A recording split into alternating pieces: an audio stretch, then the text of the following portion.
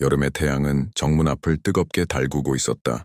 부대 입구를 지키는 위병들의 군화는 흙먼지를 밟으며 규칙적으로 소리를 냈고, 면회를 기다리는 사람들은 저마다 음료를 손에 들고 땀을 훔치며 줄을 서 있었다.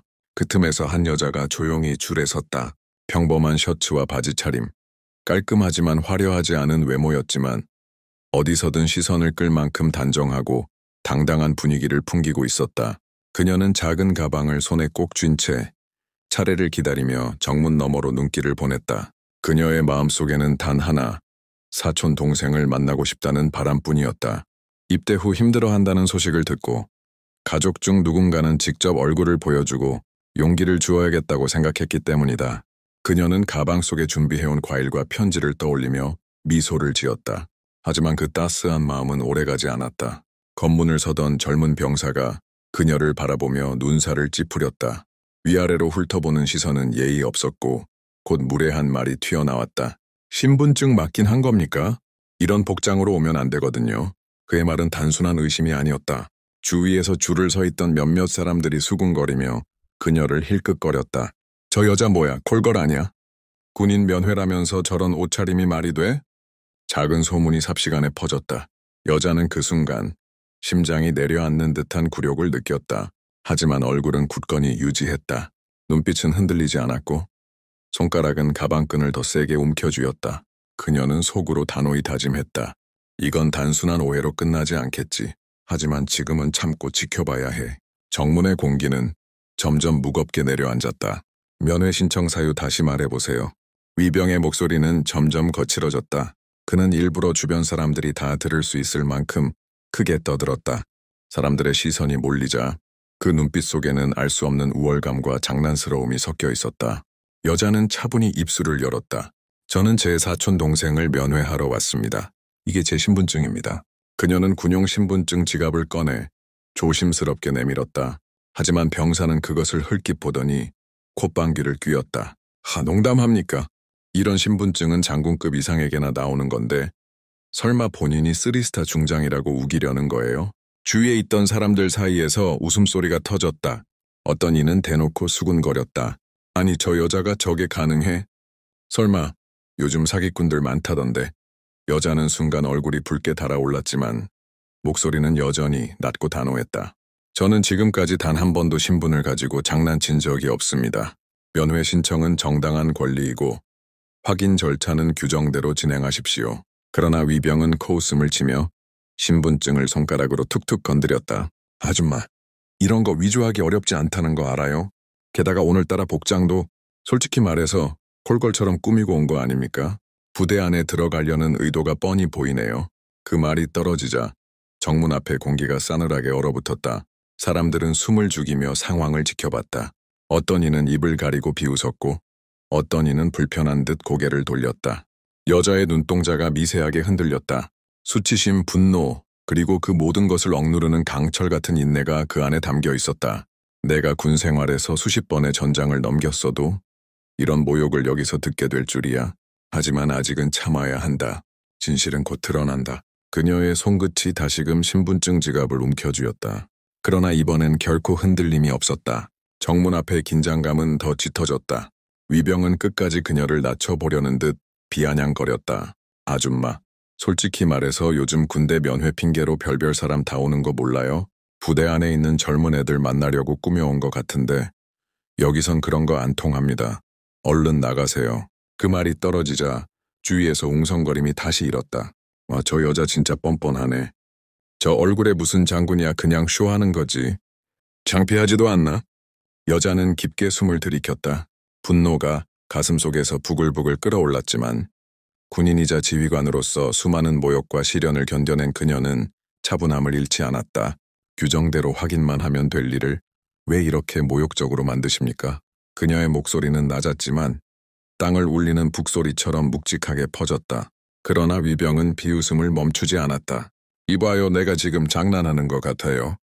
얼굴도 신분증 사진이랑 잘 안 맞고 복장도 그렇고 누가 봐도 수상하잖아요, 중장.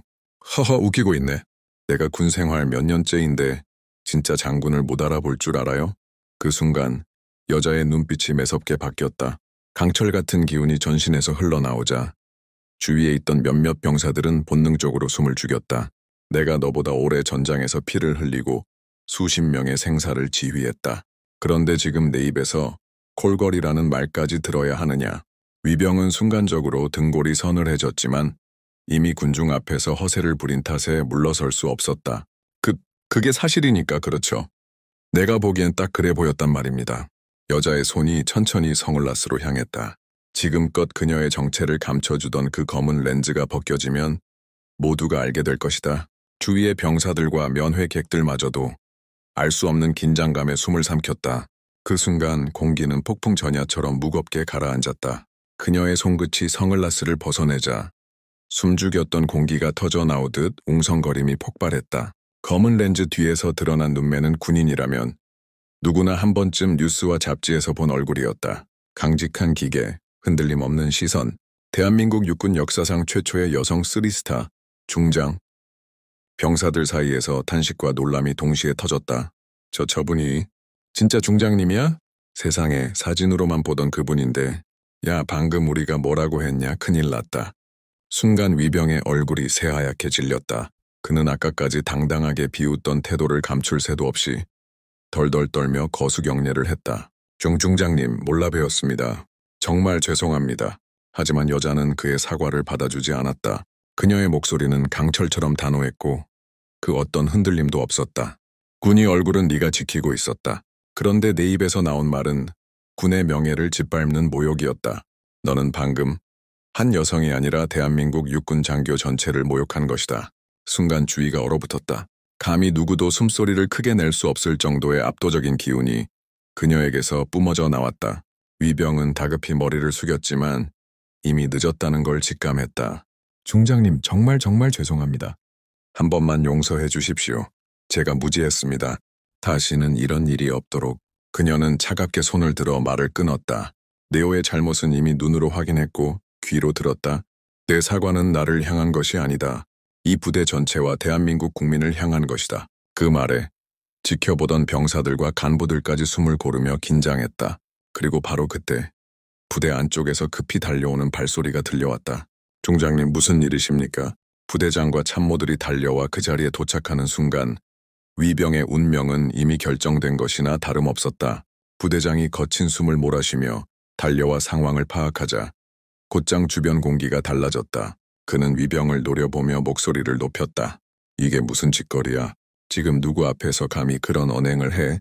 부대장은 중장을 향해 단정히 거수경례를 올렸다. 중장님, 부대 관리에 큰 누를 끼쳐 죄송합니다.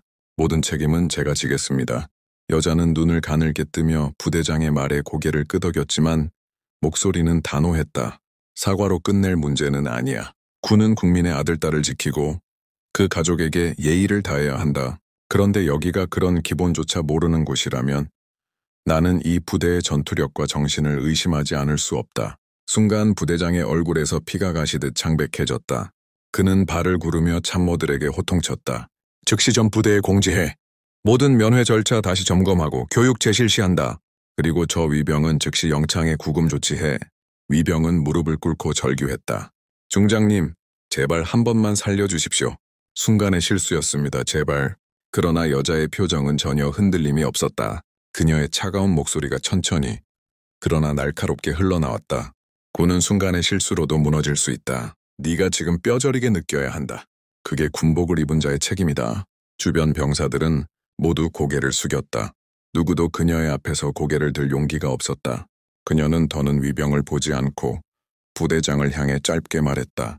이 부대 다시 세워라. 그렇지 않으면 내가 직접 개입하겠다. 그 말이 떨어지는 순간 현장은 숨조차 막힐 만큼 무겁게 가라앉았다.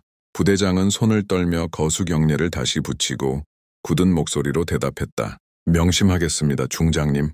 그때서야 여자는 고개를 돌려 자신을 끝까지 존중하며 기다리고 있던 사촌 동생을 향해 미소를 지었다. 하지만 그 미소조차 날카로운 긴장감 속에서는 마치 칼날처럼 느껴졌다. 사촌 동생은 여전히 당황한 얼굴로 언니를 바라보고 있었다. 아니 중장님, 이런 일이 벌어질 줄은 정말 몰랐어. 난 그저 언니가 오신 게 고마워서 그냥 빨리 보고 싶었을 뿐이야. 여자는 동생의 어깨에 손을 얹으며 부드럽게 웃었다. 괜찮아. 네 잘못이 아니야. 군복을 입은 이상 나는 그 누구보다도 공정하게 대우받아야 한다. 그리고 너 같은 젊은 장병들이 부당하게 대우받지 않도록 내가 여기 있는 거야. 그 말에 사촌 동생의 눈가가 젖어들었다. 언니가 이렇게까지 큰 분인 줄 몰랐어. 그냥 집에서 늘 따뜻하게 웃어주는 가족일 뿐인데. 여자는 잠시 눈길을 멀리 두며 낮은 목소리로 말했다. 나는 네 앞에서 언제나 가족일 뿐이다. 하지만 군에서는 달라. 네가 앞으로도 이런 부조리와 맞닥뜨릴 수 있어. 그때는 오늘을 기억해. 절대로 고개 숙이지 말고 네가 옳다고 믿는 것을 지켜라. 동생은 단호히 고개를 끄덕였다. 네, 언니, 약속할게요. 주변에서 이 장면을 지켜보던 간부들과 병사들은 감히 말을 못 걸고 서로 눈치만 주고 있었다. 그들의 눈에는 놀람과 두려움, 그리고 알 수 없는 존경심이 동시에 떠올라 있었다. 부대장은 속으로 중얼거렸다. 저분이 우리 부대를 직접 챙기신다면 아마 누구도 감히 건드릴 수 없는 철통부대가 될 거다. 그리고 그날 이후 부대의 공기는 단 하루 만에 완전히 달라졌다. 누구도 더는 면회를 대충 처리하지 않았고 군기를 무너뜨릴 만한 언행조차 입 밖에 내지 않았다. 모두가 알았다. 그날 쓰리스타 중장이 직접 남긴 무게가 이 부대를 다시 세웠다는 것을. 부대의 저녁 하늘은 붉게 물들고 있었다. 면회실 앞에서 여자는 다시 성을라스를 쓰며 발걸음을 옮겼다. 그녀가 걸어가는 길은 병사들과 간부들로 가득했지만 그 누구도 함부로 말을 걸지 못했다. 오직 경례 소리만이 쩌렁쩌렁 울려 퍼졌다. 강성. 일사불란하게 울려 퍼지는 목소리는 마치 부대 전체가 그녀에게 경의를 표하는 듯했다. 여자는 손을 들어 짧게 받아주었다. 표정은 담담했지만 마음 한켠에서는 복잡한 감정이 밀려왔다. 단순히 가족을 만나러 왔다가 이런 소동이 벌어질 줄은 몰랐기 때문이다. 하지만 동시에 그녀는 오늘의 사건이 결코 헛되지 않을 것임을 알았다. 채오르기 전 그녀는 잠시 발걸음을 멈추고 뒤를 돌아보았다. 건물 앞에 서 있는 사촌 동생이 힘차게 경례를 올리고 있었다. 그 눈빛은 더 이상 흔들리지 않았다. 군인이자 한 사람으로서의 자존심을 되찾은 얼굴이었다. 여자는 작게 미소 지으며 속으로 중얼거렸다. 그래, 이 정도면 충분하다. 이제 내 길을 네가 걸어가면 된다. 그리고 검은 차량이 부대를 떠나는 순간 부대원들은 서로를 바라보며 굳게 다짐했다. 다시는 이런 불명예스러운 일이 없어야 한다. 오늘을 잊지 말자. 그날 저녁 작은 면회 사건은 부대 전체를 일가은 전설처럼 퍼져나갔다. 그리고 사람들은 뒤늦게 깨달았다. 그날 면회실에 왔던 한 여인은 단순한 가족이 아니라 군 전체가 존경해야 할 쓰리스타 중장이었다는 사실을.